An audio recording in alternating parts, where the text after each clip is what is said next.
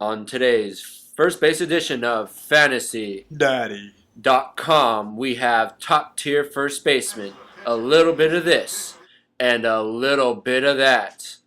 Pick your pony on Fantasy Mama. No Daddy.com.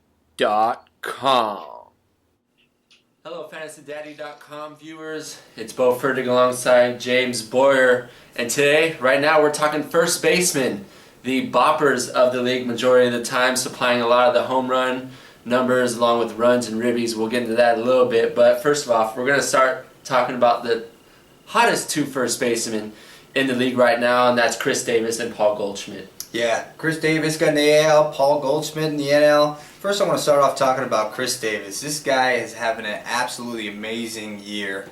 Last season, in 562 plate appearances, he ended up having 33 home runs with 85 ribbies. This year, in less plate appearances in the first half, and only 393, he has 37 homers with 93 ribbies. He also has the highest rate of a home run to fly ball rate, which is 35.6%, which is best in the majors.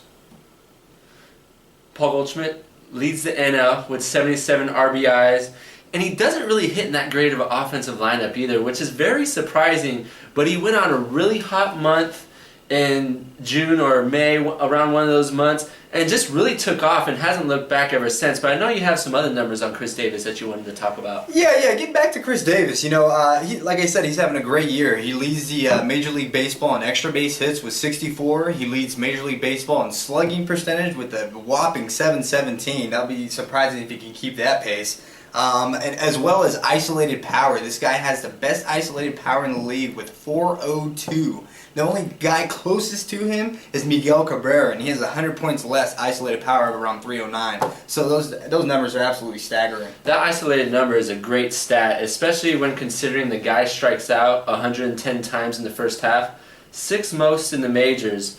So with the isolated power, it just goes to show whenever the guy makes contact, it goes places, and majority of the time over the fence. 1.1 OPS, only two guys in history have reached that mark, and that was none other than Babe Ruth and Ted Williams.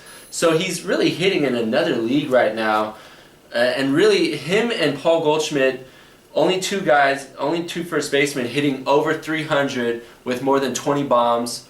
Really, these guys are hitting in another league right now. Yeah, they really are. And again, I love this guy, Chris Davis. I own him on my fantasy team. I made a trade for him. I just want to let you know, this guy, dating back to 2012 All-Star Game last year, this guy has 56 home runs since then. In the first half this season, he's got 37. Reggie Jackson and Barry Bonds are the only guys in the first half to have that many home runs. Barry Bonds did it in 2001, and we know exactly what happened then. 73 homers. Steroids or not, that's a lot of balls going over the fence. It was an exciting time of baseball, and that's kind of what him and Miguel Cabrera have created right now. It's created a chase, that home run chase, and it's really brought excitement to the league. But there's also some other first basemen that we need to talk about. Ranked number 3 on ESPN, Edwin Encarnacion, matching 25 homers, 3rd in the league, 72 RBIs, top 5. Behind him, ranked 4th, is Alan Craig, hits in a very productive offensive lineup. Ranked 5th, Michael Goodire from Colorado, and 6th, Joey Votto from Cincinnati. Out of those guys, who do you see providing more of the pop out of those guys? You know what? You got to take in consideration Edwin Encarnacion from the Toronto Blue Jays. This guy last season hit 42 home runs, which is probably most in the AL last season. This season he has batted .264. He's got 25 homers, 72 ribbies, like you said. He had a breakout last year. This year in April he had 9 homers. May hit 6. June hit 8. So if you take into consideration what he can do going into the second half of the season, I think it's endless amount of home runs that this guy can hit.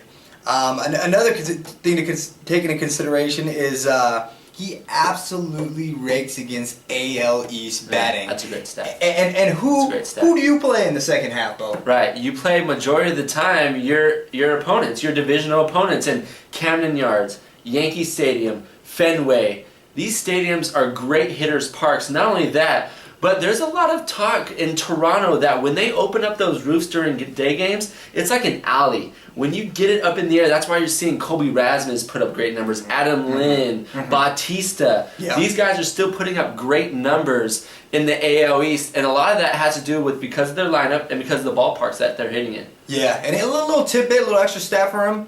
17 of his 25 homers, Edwin Encarnacion, have been against AL East divisional opponents. That tells you right there that going into the second half, there's a really good chance he can stay on pace to catch that 40 home run like he did last season. What about RBI production? Who do you see providing more RBI production out of first baseman this year? You know what? I got to go with Alan Craig. I think with that St. Louis Cardinals lineup, you've got Matt Carpenter, who leads the league in runs. You've got Carlos Beltran, who's an all-star, who just continues to do it, gets better and better with age. And then again, he does it without hitting a lot of home runs. You know, he got, I think he's around 10 or 12 home runs this season, and he's, I think, second in the NL in RBIs. So I got to go with Alan Craig. Yeah. Well, you talk about not a lot of home runs, and that's because the guy leads the league with runners in scoring position. That's one of the reasons why the RBIs are up so much. And in the past 2 seasons, led majors with runners on. When runners are on, the guy brings them in. The guy has great gap-to-gap power, which you look for in a cleanup hitter, and he has guys batting behind him as well, which gives him good pitches to see overall. So RBI production, let alone last 30 days, 24 RBIs. The guy's hitting 376. So one of the hottest hitters in baseball right now. And run production, you know, we talk about run production with first baseman, but a lot of it just comes from home runs. So you're looking at guys like Edwin Encarnacion, Chris Davis. You know, Joey Votto's not really the power numbers right now, but he still provides runs because of the lineup that he plays in.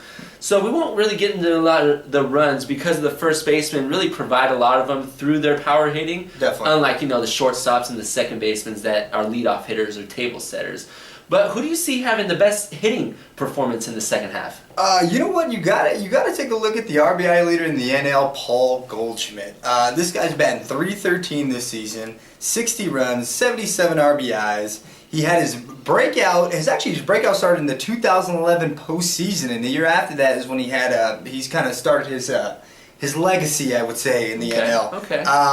I would definitely see more home runs progressing as his career goes on. I think right now he's around 20 or so homers. 21 homers.